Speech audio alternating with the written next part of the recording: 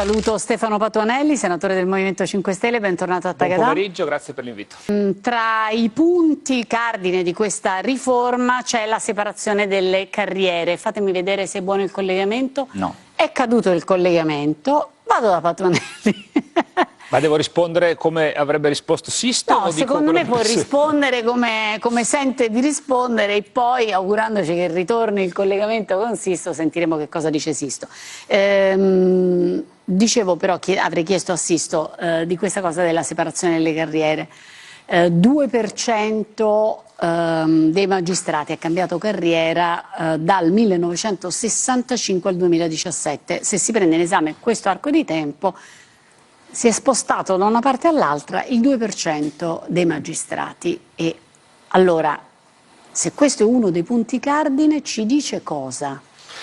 Beh, ci dice perché che i numeri non mi pare che siano altissimi e preoccupanti. Peraltro questo dato sconta una prima parte del periodo preso in considerazione in cui i passaggi erano molto più frequenti, perché se uno guarda invece gli ultimi 5 anni, perché anche le norme sono cambiate. Ma poi c'è stata anche la riforma Cartabia, poi c'è la possibilità adesso di passare una volta. Quindi... Parliamo sì, però con tutto che non c'era ancora era il 2%. Esatto, oggi era la media degli ultimi 5 anni dello 0,1% dei magistrati che fanno il passaggio di carriera, e non è certamente questo il problema della giustizia.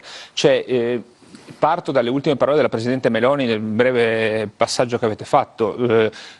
Chi pensa che le cose vadano tutte bene nella giustizia, secondo noi no. No, secondo noi neanche, ma il problema non è sicuramente ma non lo la risolvi in questo modo. Lo risolvi aumentando il numero di magistrati, rendendo più certa la durata dei processi, intervenendo soprattutto su quello che interessa di più ai cittadini, che è la giustizia civile e non quella penale. E adesso ci arriviamo. Vice Ministro Sisto, lo rivedo collegato.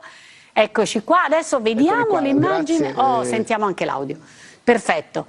Dico, è stato utile ascoltare uno dei migliori senatori che c'è, che è l'amico Patuanelli, a cui devo dare atto di correttezza, di fair play, nonostante appartenga ai 5 Stelle, però devo dire che è un malgrado l'appartenenza, è magnifico. Io faccio sempre un esempio, una metafora calcistica: non si è mai visto un arbitro della stessa città di una delle due squadre che scende in campo, e i calciatori sono rassicurati dal fatto che l'arbitro non è della stessa città dell'altra squadra. Ecco, questo il cittadino vuole, un giudice davvero terzo ed imparziale, e questa riforma lo dà.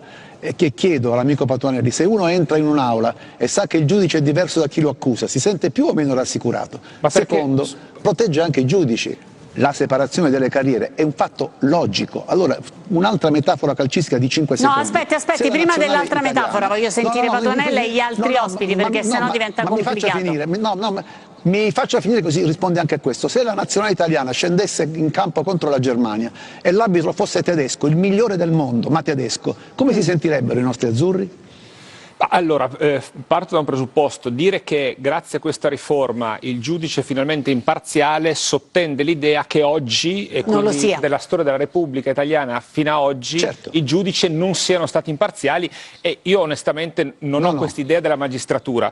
Primo elemento. Secondo elemento, il vice ministro Sisto, contraccambio l'apprezzamento e la stima per la persona, anche se abbiamo idee diverse, ha detto chiaramente che la cultura e la testa, in qualche modo, di chi giudica deve essere diversa da chi accusa.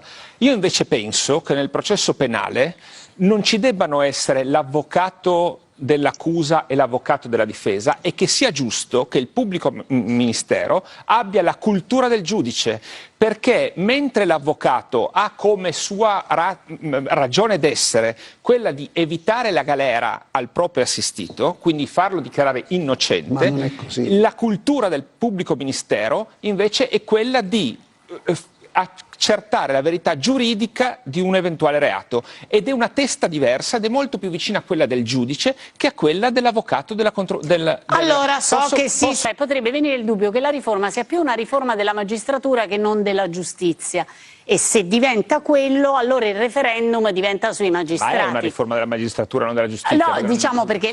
3 considerazioni rapide. La prima: io non ho capito come però il fatto del sorteggio dovrebbe garantire il superamento delle corrette correnti, perché di fatto poi statisticamente, se essendo un sorteggio, verranno sorteggiati, ma proprio anzi statistica, non è matematica, nelle percentuali delle correnti, quindi se ci sono il 60% dei giudici in una corrente, il 60% dei sorteggiati saranno statisticamente di quella corrente. Primo. Quindi serve una cosa più incisiva. Per quanto riguarda il tema del Parlamento, serve quindi una riforma più incisiva per eliminare le correnti, mi sta dicendo. Io sono d'accordo, penso che questa sia l'acqua di rose.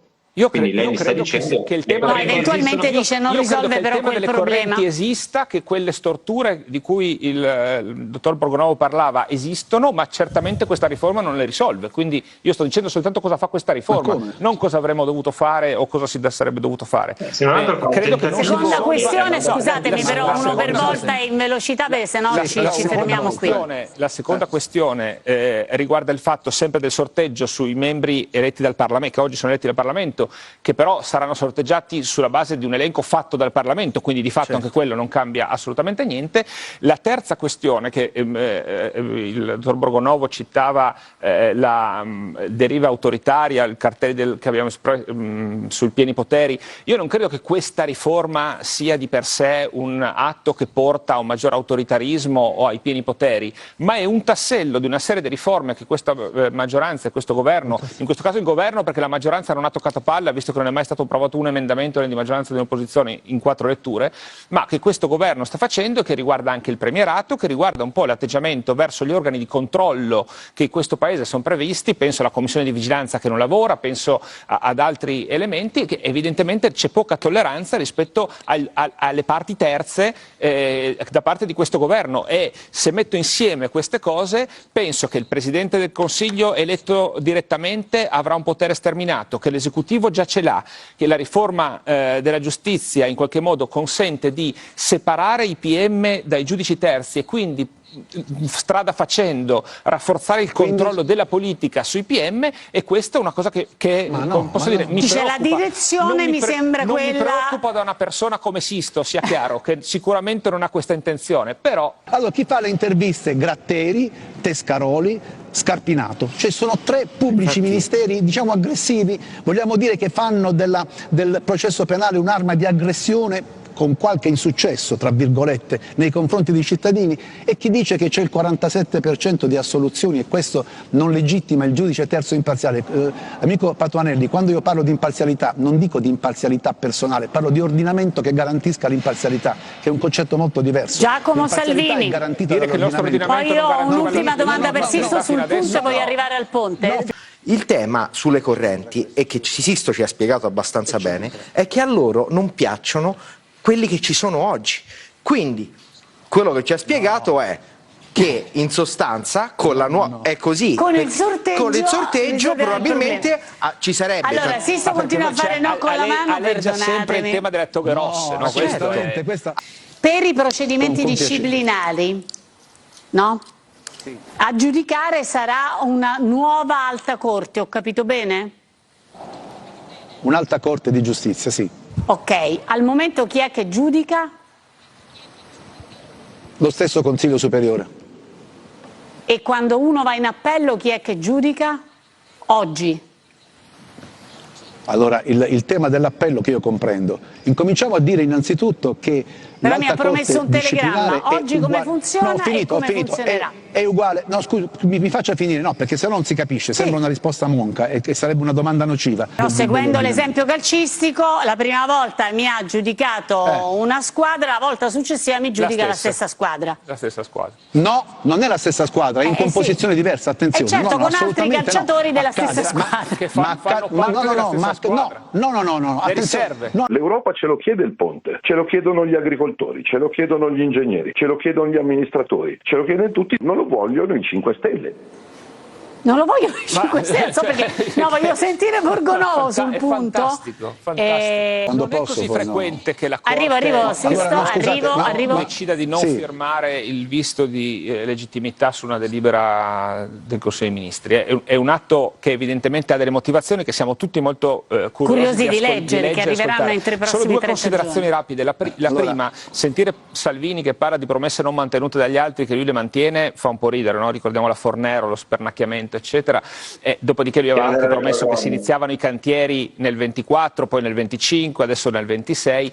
È evidente che il progetto definitivo, perché non c'è ancora un progetto esecutivo per il ponte, è stato raffazzonato sulla base del progetto di 20 anni fa.